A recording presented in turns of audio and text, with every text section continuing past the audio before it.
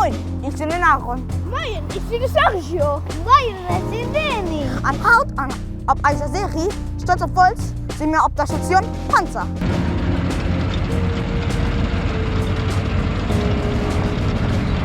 Und heute gehen wir euch weisen, was ihr im Panzer könnt machen.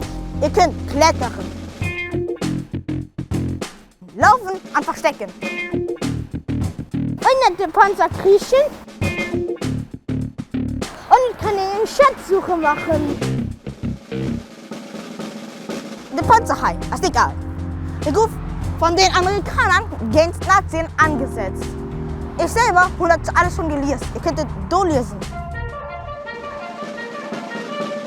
Nee, ich muss ja nicht traurig tun. Ich kann Ihnen noch sehr viel Spaß tun. Zum Beispiel kann ich den Panzer erstaunen und beeindruckt sehen. Wow! Und das war's schon. Das war Eisstation Panzer. Gesehen heißt und nichts.